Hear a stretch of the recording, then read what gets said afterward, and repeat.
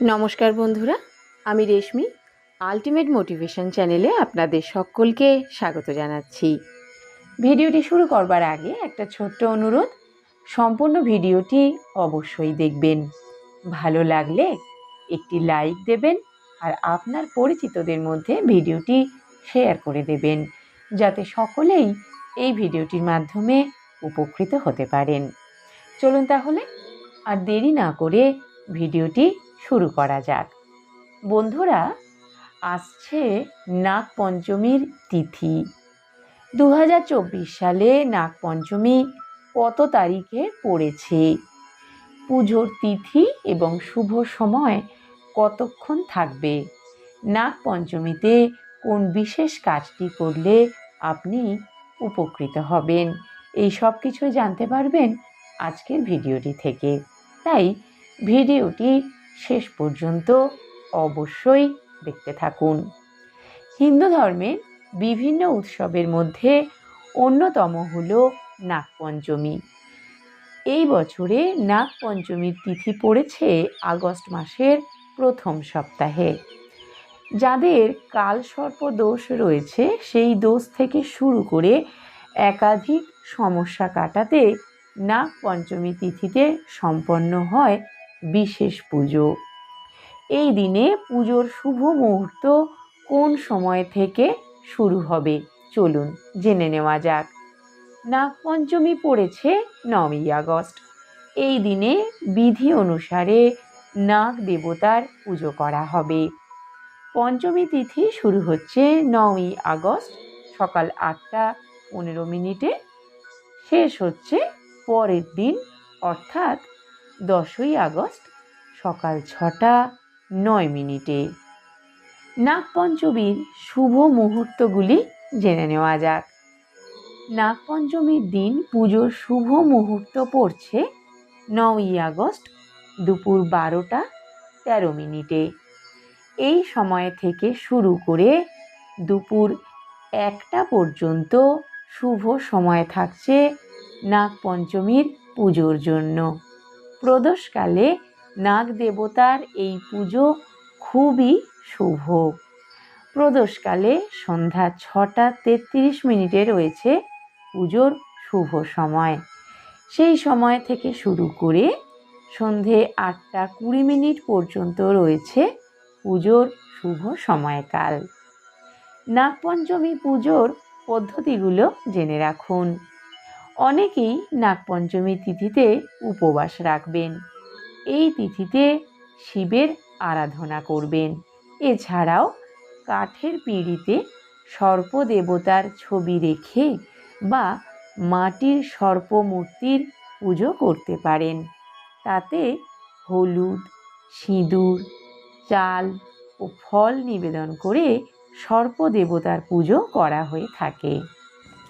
বন্ধুরা, নাগপঞ্চমীর এই শুভ সময়ে একটি সহজ কাজ যদি আপনি করতে পারেন, তাহলে কাছে ঘেঁষবে না রাহু কেতুর কোনো অশুভ প্রভাব।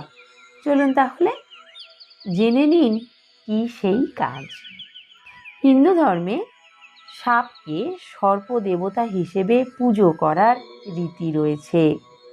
ভগবান বিষ্ণুর অবশিষ্ট সাপ থেকে শুরু করে ভগবান শিবের গলায় থাকা সাপ পর্যন্ত সাপের বিশেষ গুরুত্ব রয়েছে।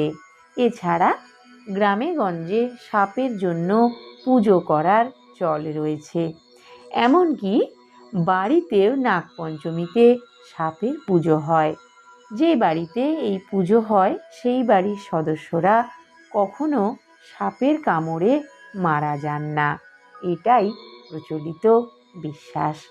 সর্পদেবতার আশীর্বাদ তাদের উপরে সব সময় থাকে। নাগপঞ্চমী হল শ্রাবণ মাসের একটি গুরুত্বপূর্ণ দিন।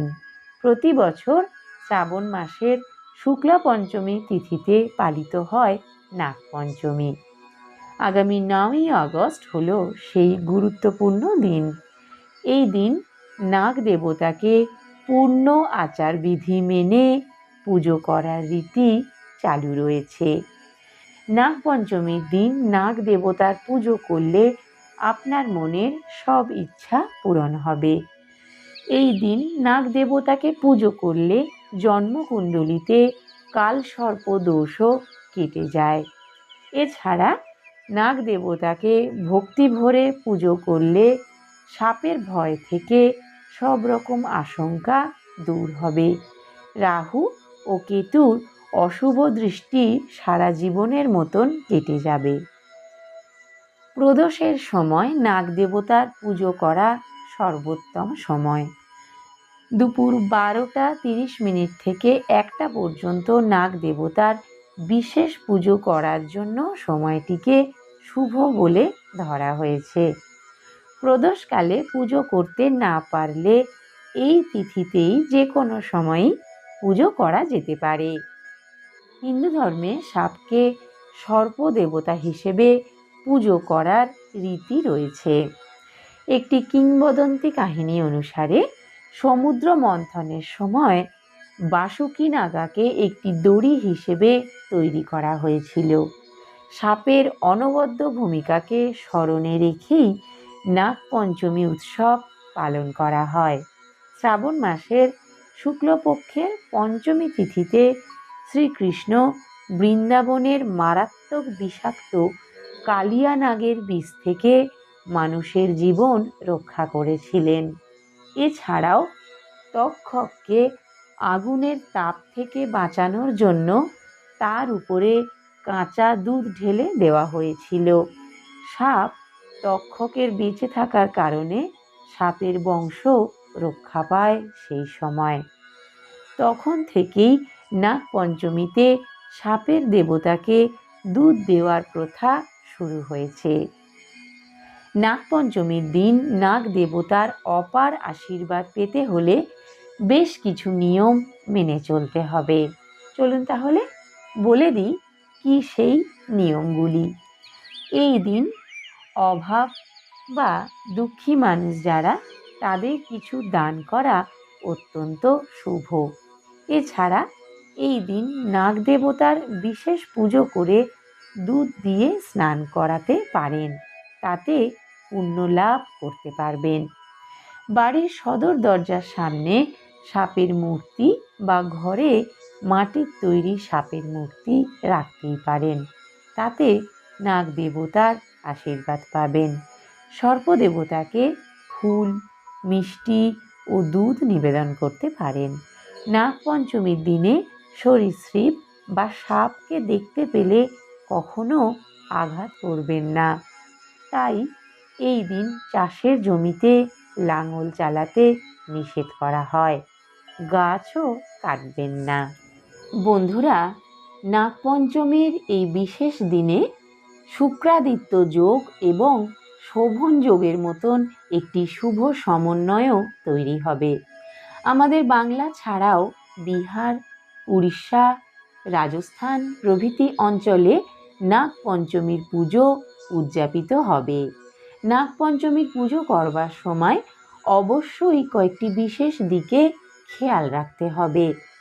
নাগপঞ্চমীর দিনে সাপকে কখনোই আঘাত তো করবেনই না, বরং এই দিন কোনো কাজের জন্য মাটি খুঁড়তে বারণ করা হয়।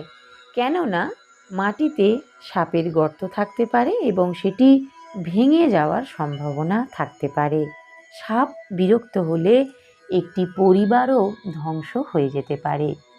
সর্পদেবতাকে পুজো করার সময় খেয়াল রাখবেন, জীবন্ত সাপকে কিন্তু দুধ খাওয়ানো একেবারেই নিষেধ। দুধ সাপের জন্য বিষাক্ত হতে পারে, তাই শুধুমাত্র তাদের মূর্তিতেই দুধ নিবেদন করুন। ধারালো কোনো জিনিস দিয়ে কাজ করবেন না নাগপঞ্চমী তিথিতে। এই দিন ধারালো জিনিস দিয়ে কাজ করা অত্যন্ত অশুভ। নাগপঞ্চমীতে লোহার কড়াই বা লোহার প্যানে খাবার রান্না করবেন না। বন্ধুরা, এই ছিল আজকে আমার ভিডিও। কেমন লাগলো অবশ্যই জানাবেন। ভালো লাগলে একটি লাইক অবশ্যই দেবেন, আর আপনার পরিচিতদের মধ্যে ভিডিওটি শেয়ার করে দেবেন, যাতে সকলেই এই ভিডিওটির মাধ্যমে উপকৃত হতে পারেন। ভিডিওটি সম্পূর্ণ দেখার জন্য অনেক অনেক ধন্যবাদ।